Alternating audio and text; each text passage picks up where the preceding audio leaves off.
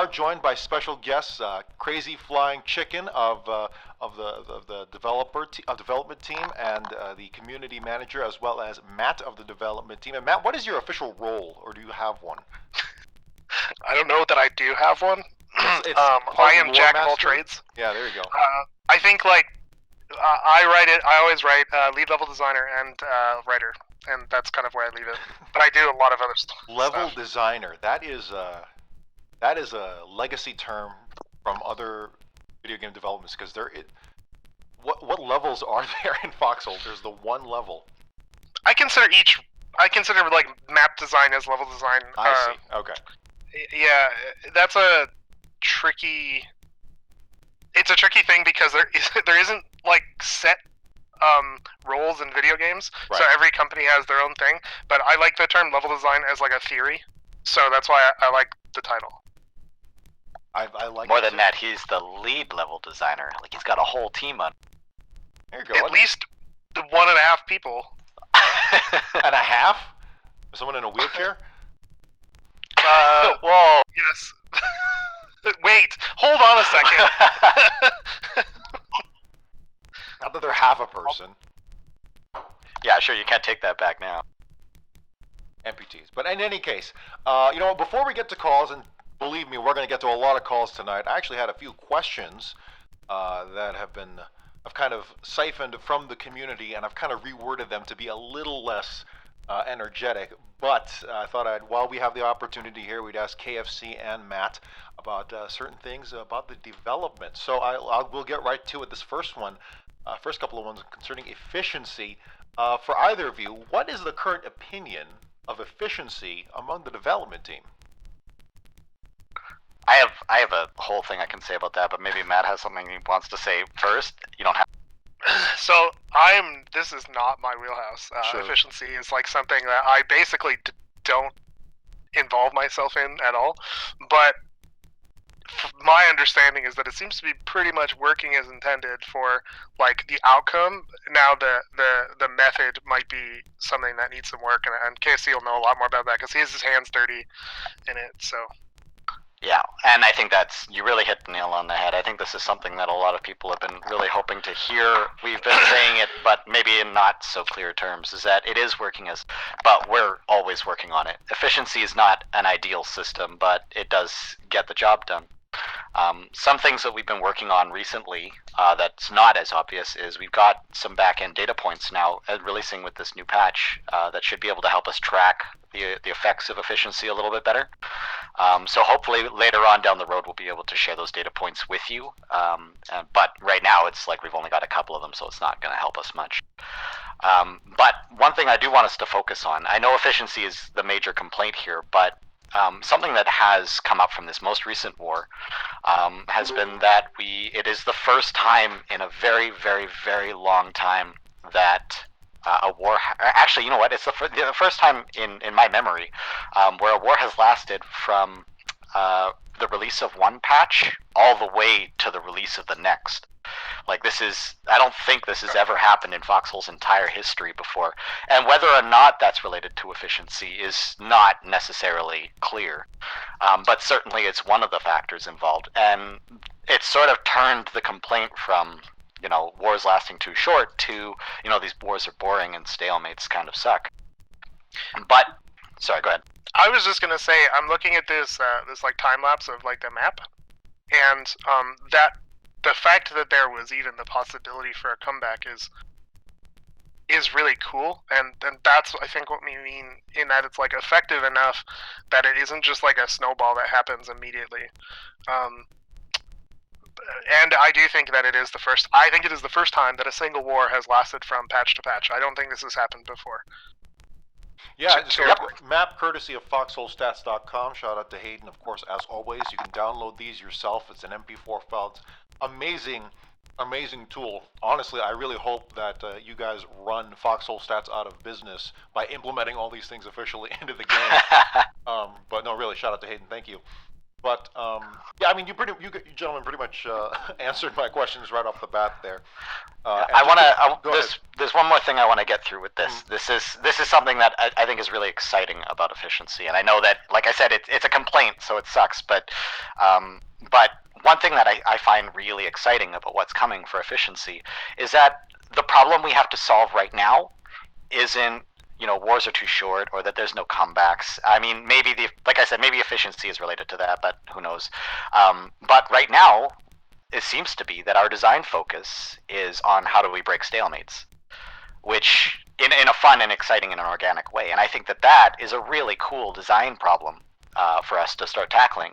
We're not worrying about port bases anymore. We're not worrying about the 2-day wars. We're not worrying about the logistics. Well, we are worrying about logistics, but in a different way. So we can start focusing now on things like logistics and those cool new things. And I'm sure everybody in the audience has at least 3 different ideas for something we could add that will break a stalemate. And that's what we'd really like to turn our focus on.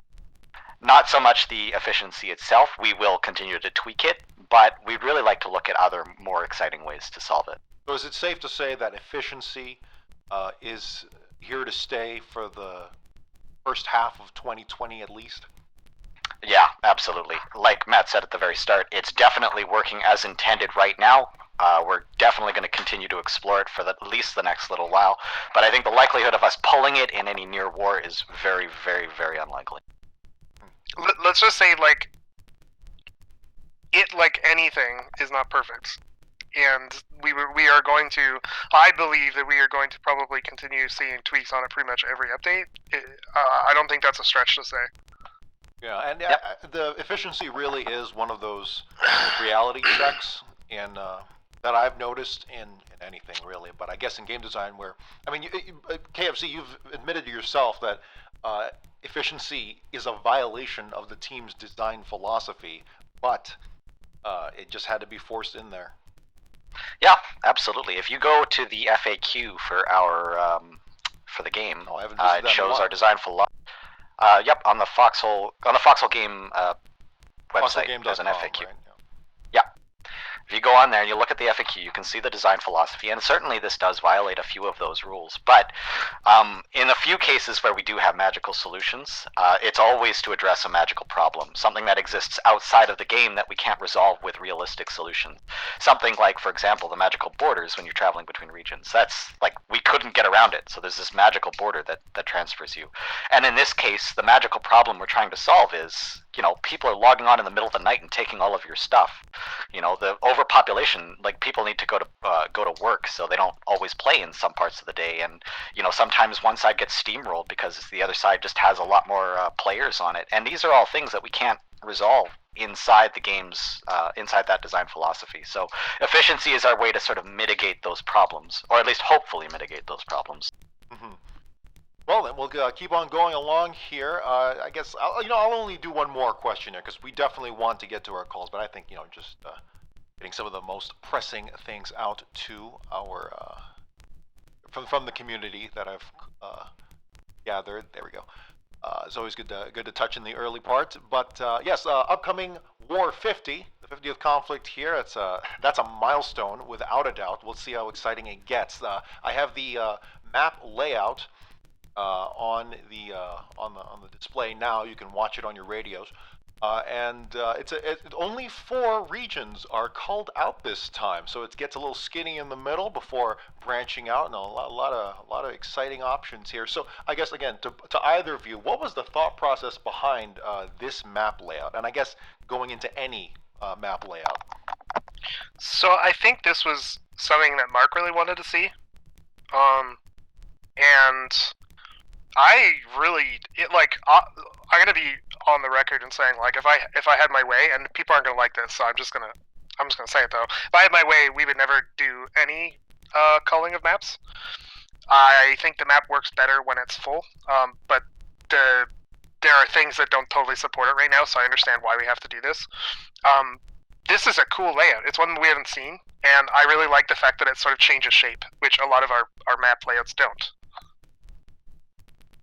Yeah, we'll see how that meat grinder goes in the middle, if it will be a meat grinder or if it'll just spill over a meat. But yeah, no, Warbreaker Owls is gone, I think. That's one of my personal favorite ones to traverse, simply because there's so many great hideaways to go on to. But yeah, I guess, is it just however the thought process is it just a matter of, hey, let's just try this to see how this goes, or is it more nuanced than that in terms of the decision? Oh, it's more nuanced than that. There's Like, what are there's some a lot of, factors? like I said, efficiency was one of them. This last war was ideal for our length, right? We wanted a war to last about a month, and this one lasted about a month. It was perfect. Now the question is, was that all efficiency, or were there different factors at play? And we are, as you can see from the patch notes, we are playing with certain factors to see if, like, how we can change the outcome, the duration of the wars, how we affect the player experience from it. And this was just one more factor we wanted to experiment with. Yeah, well, we'll get to our calls in just a moment. But I guess you could compare it to, I mean, this is early access. Compare it to any science experiment. You got to change a variable, and then you have control. So I guess that's efficiency in this case. So we'll see how it plays out. So then I guess so go ahead. I was just gonna say, I'm really glad that you like Orebreaker. Orebreaker is like one of my sort of like something I have tried to champion, but it is one of those maps that, like, KFC and I talk about this all the time. It's one of the maps that has been so bastardized and hasn't really ever really got the chance to work as it was intended. The original design for the map was so, I think, really cool. I'm going to be biased because I designed it, but the original design of the map that never got to see the light of day, it was changed right away. Was really, really interesting, but it was designed as a skirmish map originally. So from there, it has just been changed so many times that I just don't feel like it has the opportunity, and I'm going to say the opportunity to work, because I think some things just aren't in place to allow for that kind of gameplay. All right, we'll He see. loves Orebreaker. I really like Orebreaker. Personally, I really hate it. Personally, well, we got you on record for that. No, but if personally, if I had it my way, I would add 3 maps of just complete ocean around Orebreaker, and just push the envelope in terms of just open sea battles. But hey, that will require a whole lot of re-implementation. Give us battleships. I've been trying to get water tiles for a while. I don't shut up about it. And I think that's it's one of the things with Warbreakers. It's just like, it's just a case where the reality of game development is sometimes things don't always work the way you originally envisioned them. Always. This show never works the way I envision it. So yeah, last question here. We're 15 minutes in. We will get to our calls. Very last question here, but there is the fear, and this happens every war, that because player population is usually low this time of year, larger maps may mean less interesting wars, or at least that's the fear and the theory going into one. What can either of you say to that? This is an early access game. And here's something that I know is really hard for people to believe. It's just something you'll have to trust. But 1.0 is going to be huge. Like, we're working with a very small population right now in early access, and it fluctuates, like you said. We're in a low period right now, and it will definitely go back up as we reach closer to summer. But we're keeping our eye on the prize, which is 1.0. And if you stood with us at any of our cons, you go to PAX West, or PAX West last year, or PAX East the year before, like, it's like every person we talk to stops by the booth and says, "Oh wow, Foxhole, I played this 2 years ago. That's great. I'm really glad you guys are doing well.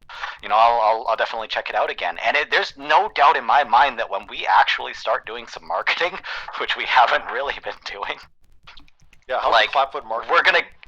Yeah, exactly. Well, I mean, the truth is that that press doesn't really care about games in early access for obvious reasons, right? They don't really want to associate with it. So, like, our marketing is really just limited. It's really word of mouth and how people interface with it. But when this game hits 1.0, we're going to be dealing with thousands of people. That's my firm belief, and we need to be ready for that. Like, I don't even think the world as it is right now is enough to contain what 1.0 is going to have. And you can take a look at the Steam charts for when we came into early access for an example of that. Like, we had, upwards of 5,000 or 6,000 people? Like, this world's just going to explode. And what I are we think gonna do? we're gonna have to probably have multiple shards, because even if we doubled the size, I don't think it would be enough. I think the thing to realize is if you take Wolcen as like a really recent example, when I bought Wolcen, which is an early access game on Steam, it had maybe about a couple thousand players, and now look at it. That was going from early access to 1.0. I'm not saying we're gonna have those numbers, but you gotta be ready for it. Yeah, we have to prepare for it. And the other thing is, our early access games often see huge jumps because I'm one of the people who usually doesn't play early access games. I wait till 1.0. So if there's one of me, there's more of me. So it only stands to reason. It makes sense. You saying multiple shards kind of breaks my heart a little bit, but I completely understand why it needs to be. I don't know. That's a special charm of this game that you really can't find anywhere else. It would be great if we don't, but yeah, I want to amend that, because I know that that's something that Mark that's on his mind too. Is he doesn't want multiple shards. We want one massive world, but the reality is we may be forced to. That's how big of a burst of players we're expecting. Wow, if the player count reaches a certain number, it is an inevitable reality, no matter how many resources we have, because it can only grow so much without being ridiculous. So yeah. All right. Well, thank you so much for fielding my questions. I'm going to shut up now. Let's get to our callers. Please put yourself in the lounge channel on the PressCorps Discord. Link below this stream. Just click on the Discord picture, and it'll bring you here. And put yourself in the call queue channel. And # call queue right there, call-q, and it'll be, and we'll put yourself in line. So we'll get to our first